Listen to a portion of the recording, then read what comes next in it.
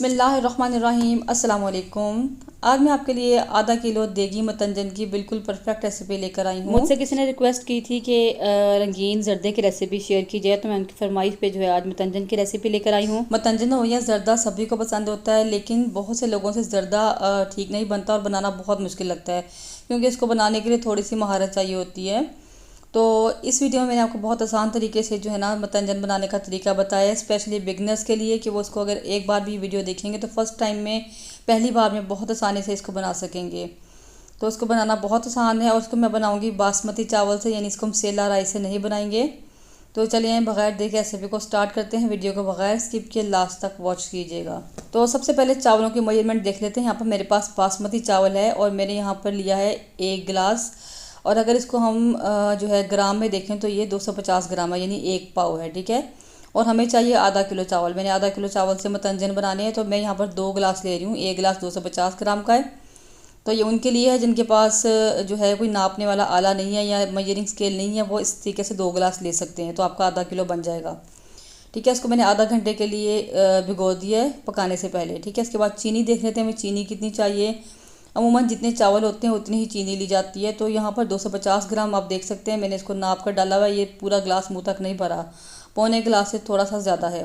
ज़्यादातर हम घरों में जब जर्दा बनाते हैं तो हम 1 गिलास चावलों के लिए पौना गिलास चीनी ही लेते हैं, लेकिन ये पौना गिलास से थोड़ी सी ज़्यादा है।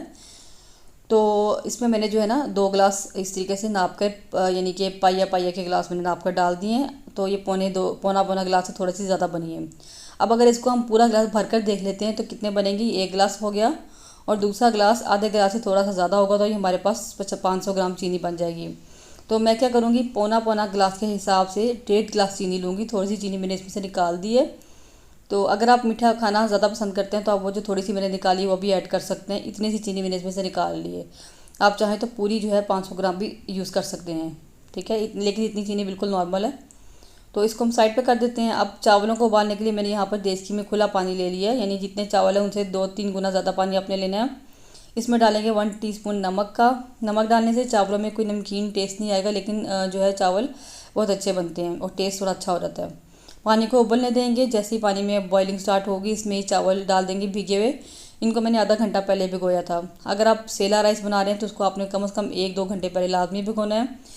सेला राइस बनाना वैसे तो बहुत आसान है और उससे चावल जुड़ते भी नहीं हैं और खिले खिले बनते हैं। वो पकाना बहुत आसान है, हर बंदा पका सकता है, लेकिन हमारे घर में सेला राइस शौक से नहीं खाए जाते, तो इसलिए मैं इसको बासमती चावलों से बना रही हूँ।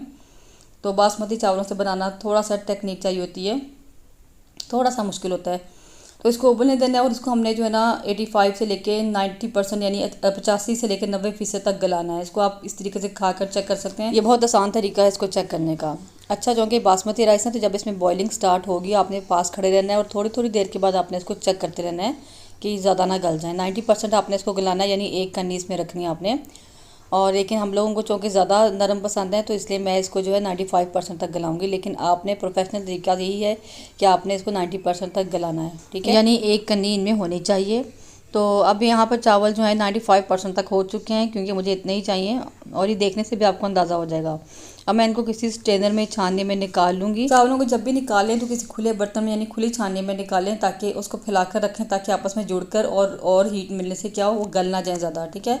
तो ये एहतियातें आपने लाजमी करनी होती हैं। अब इसकी चाशनी तैयार करने के लिए मैंने यहाँ पर लिया है 100 ग्राम घी।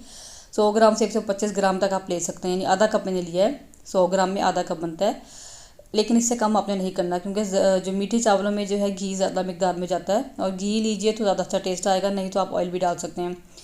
3 से 4 इलायचियाँ डाल दी हैं। इनको हम थोड़ा सा रोस्ट कर लेंगे, इसमें अच्छी सी खुशबू आएगी। तो इसमें डालेंगे पौना कप दूध का, ठीक है, और साथ ही जो चीनी हमने नाप के रखी थी वो भी डाल देंगे। अगर आपके चावल बहुत ज़्यादा गले में, मतलब ठीक हैं गले में, तो फिर आप जो है दूध ना डालें, पानी इस्तेमाल कर लें। अगर आपको लगता है कि चावल थोड़े से आपके खड़े रह गए हैं तो फिर आप दूध का इस्तेमाल कर सकते हैं, या दूध और पानी मिक्स करके भी डाल सकते हैं। चीनी को मेल्ट होने देंगे। अच्छा, अगर आपको लगे कि चीनी मेल्ट अभी नहीं हुई और हमारी चाश की तार बनना शुरू हो गई है, क्योंकि चावल चीनी ज़्यादा है और हमने दूध कम डाला है, तो आप थोड़ा सा दूध या पानी इसमें मज़ीद ऐड कर सकते हैं, बिल्कुल थोड़ा सा। और लो फ्लेम पर आपने चीनी को मेल्ट कर लेना है और आपने 1 तार की चाशनी बनानी है। यहाँ पर हम 1 तार की चाशनी बनाएंगे और थोड़ी थोड़ी देर के बाद हिलाते रहेंगे और चेक कर लेंगे। आप देख सकते हैं यहाँ पे शीरा काफ़ी गाढ़ा हो चुका है। इसको मैं चेक कर लूँगी। तो यहाँ पर बहुत ज़बरदस्ती तार बन गई है, बिल्कुल बारीक सी तार चाहिए हमें, ज़्यादा मोटी तार नहीं होनी चाहिए। शीरा आप ज़्यादा पकाएंगे तो चावल जो है ना वो अकड़ जाएंगे और सख्त हो जाएंगे। ठीक है, जैसे ही तार बनी है बिल्कुल बारीक सी, मैं इसमें चावल डाल दूँगी फ़ौरन। इसको मिक्स कर लेंगे हल्के हाथ से और थोड़ी देर इसको हम पकाएंगे।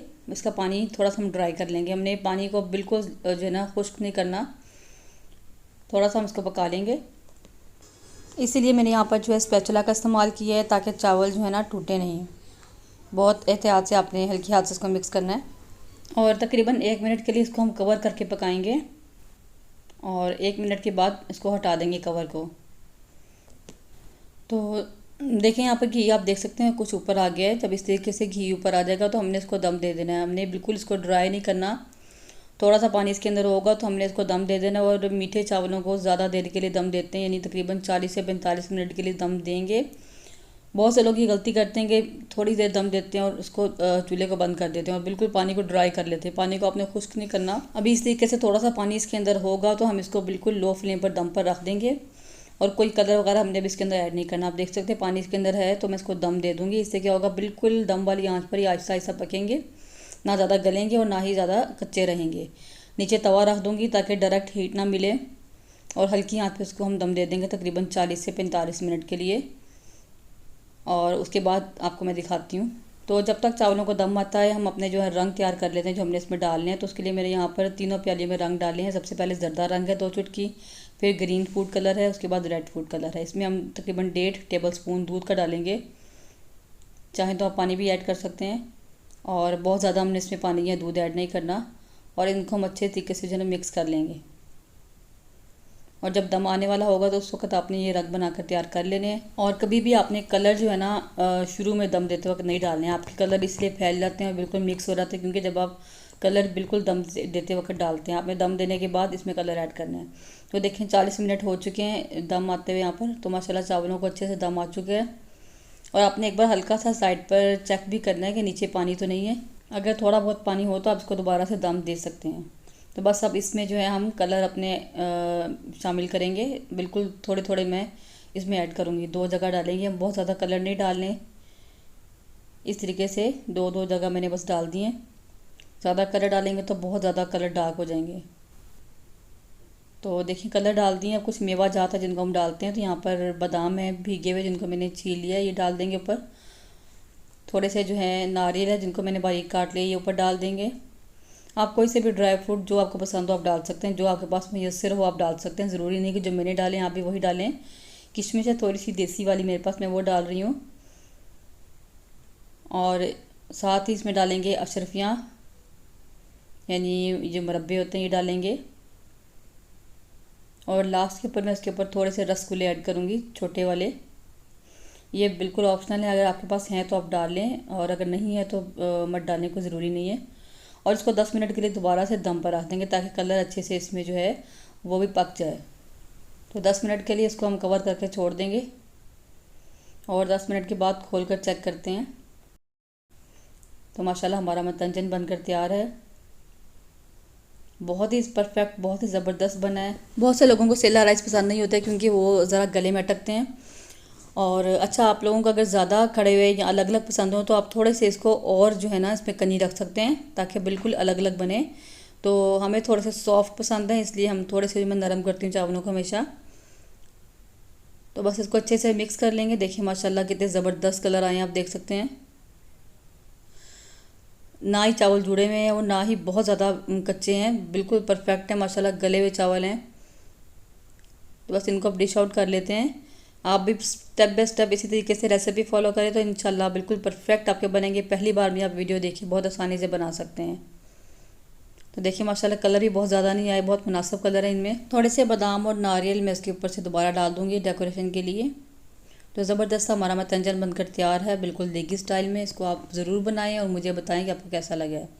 वीडियो अच्छी लगे तो लाइक और शेयर ज़रूर कीजिए। चैनल पर नहीं है तो चैनल को सब्सक्राइब करना मत भूलिए। मुझे कमेंट ज़रूर किया करें, आप कमेंट बिल्कुल नहीं करते। कमेंट करके बताया करें वीडियो आपको कैसी लगी है। मिलते हैं इंशाल्लाह नेक्स्ट वीडियो में। दुआ में याद रखिए। अल्लाह हाफिज़।